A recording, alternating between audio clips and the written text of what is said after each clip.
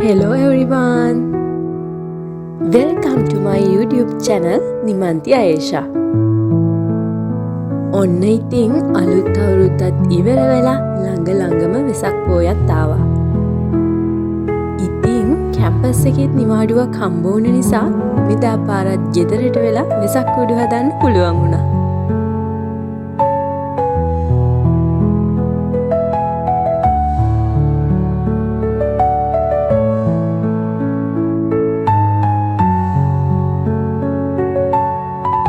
ඉතින් මම වෙසක් කූඩු හදන්න ලෑස්ති වුණේ මේ දවස්වල මම ආසාවෙන් බලන මාණික්කාවත ටෙලි ඩ්‍රාමා එකත් එක්ක.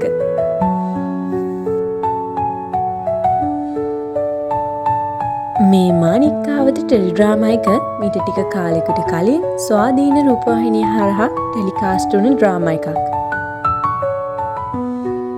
මහින්ද ප්‍රසාද් මස්සිඹුල සර්ගේ මාණික්කාවත පොත් ඇසුරෙන් තමයි මේ ඩ්‍රාමා එක හැදිලා තියෙන්නේ. කාලෙකට පස්සේ බලන්න හම්බුණ වටිනා ලස්සන නිර්මාණයක්. ඉතින් ඔයාලත් මාණික්කාවත පොත කියවලා තියෙනවා නම් නැත්නම් මේ ඩ්‍රාමා එක බලලා තියෙනවා නම් පහලින් කමෙන්ට් එකක් දාන්න. ඒක ඒ තරම්ම වටිනා ලස්සන නිර්මාණයක්. මම නම් වෙසක් කූඩු හදන්නේ සාමාන්‍ය ඉරටු වලින්. මොකද උණ බඩ කපන්න එහෙම සෑහෙන මහන්සියක් යන නිසා. ඒ වගේම අපේ ගෙදර පුංචි කාලේ ඉඳන් අනිවාර්යෙන් වෙසක් කූඩු හදනවා. සාමාන්‍යයෙන් අපි කඩෙන් නම් වෙසක් කූඩු ගේන්නේ නැහැ. වැරදෙන්න හරි අනිවාර්යෙන් වෙසක් කූඩු හදනවා.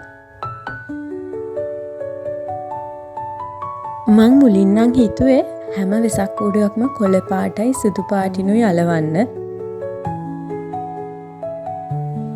හැබැයි ඉතින් පස්සේ ගිය අවුරුද්දේ ගෙනාපු සවුකොළ වගේක් හම්බුණා. අන්තිමට ඉතින් හැම පාටකින්ම වෙසක් කූඩුවක් හැදුවා. මම මාණික්කාවත නිර්මාණයේ කොච්චර රසිකයෙක් වෙලාද කියනවා නම් ඔයාලට පේනවා ඇති මම දැන් බලන්නේ මහින්ද ප්‍රසාද් මස්සිඹුල සර්ගේ ප්‍රෝග්‍රෑම් එකක්. සමහර නිර්මාණ තියෙනවා අපිට ඒ ඇතුලේ ජීවත් වෙන්න උනත් පුළුවන්. මට නම් මාණික්කාවත කියන්නේ අන්න ඒ වගේ නිර්මාණයක්.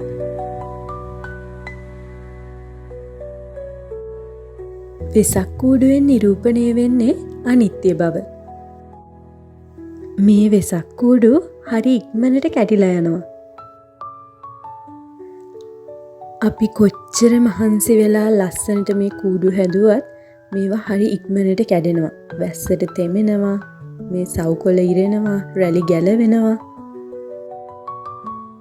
ඉතින් අපි මේ වෙසක් කූඩු හදන්න ඕනේ අන්නේ අනිත්‍ය බව ඔළුවේ තියාගෙන. ඒක තමයි මේ වෙසක් පොහොය දවසේ සැබෑ අර්ථය.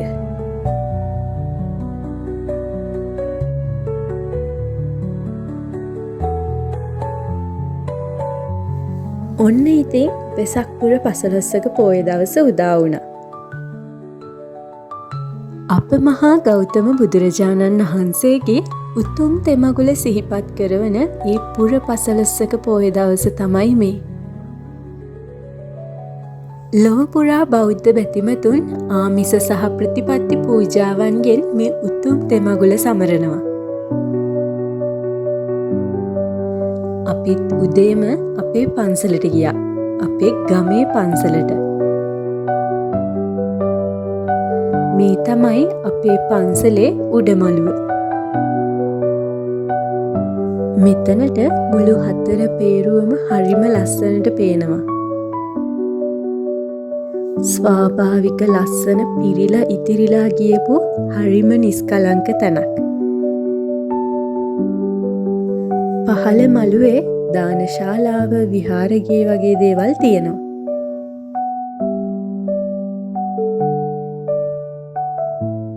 ඒ වගේම මේ තමයි අපේ දහම් පාසල. මේ වටපිටාව ගැන වචනෙන් කියලා විස්තර කරන්න බැරි තරම්.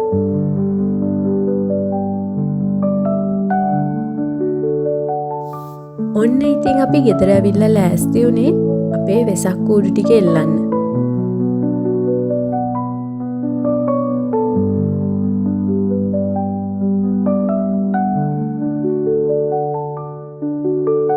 කලින් තිබුණේ නැති හුළඟක් වෙසක් කූඩු ටික එළියට ගත්තට පස්සේ කොහෙදෝ ඉඳන් ආවා. හැබැයි ඉතින් ඒ හුළඟම තමයි මේ වෙසක් කූඩු තවත් ලස්සන කරන්නේ.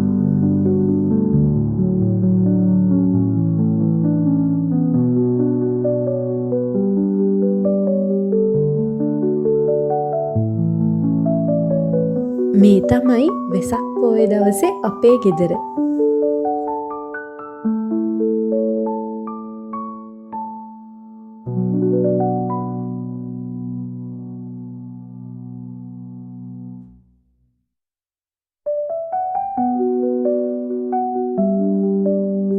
දැන් ඉතින් තියෙන්නේ කළුවර වෙනකම් බලන් ඉන්න මේ වෙසක් කූඩු වල ඇත්තම ලස්සන බලන්න.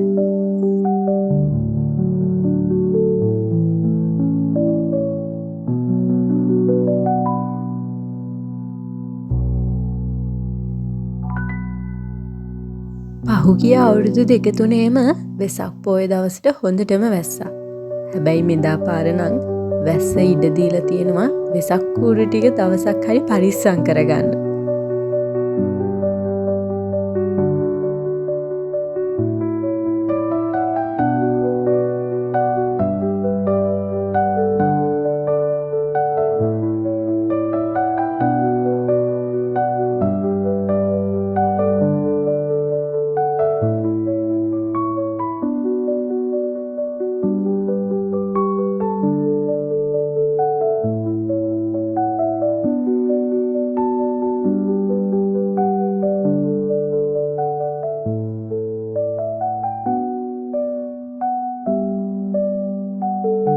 මේ තියෙන්නේ අපේ ගෙදර වෙසක්.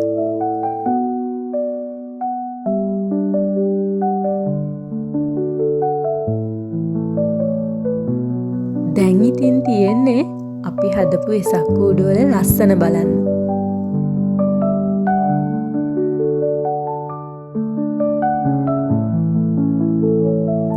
ඒ වගේම දෙයක් මතක් කරන්න. ඔන්න අපේ සබ්ස්ක්‍රයිබර්ස්ලා 2000ට ලං වෙලා තියෙන්නේ. ඉතින් ඔයාලා හැමෝටම ගොඩාක් ස්තුතියි.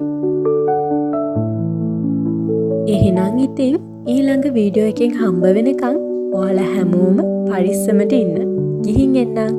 බයි.